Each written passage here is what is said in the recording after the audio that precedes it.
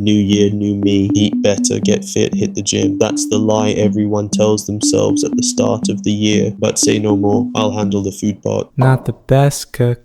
So today, I'm creating the world's first super antioxidant drink. Original recipe by me, using 3 berries you can just pick off a bush: blueberry, blackberry, and strawberry. They grow in the cold aisle at the supermarket. Just rinse them real quick to get rid of any crawling protein. My piggy smelled them and said they're good now. Just drop the berries in by size. Big ones go first. Add some cold water straight from Mount Fuji. Alright, time to become the avatar, the last fruit blender. If anyone wants to sponsor me a better blender, now's the time. It's purplish pink and thick, kinda like a dragon fruit smoothie. Grab a cold jar from Greenland, pour it in nice and easy. Taste test time.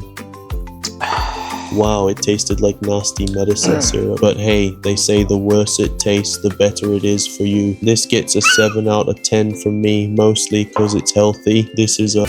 Okay, thank you, bye.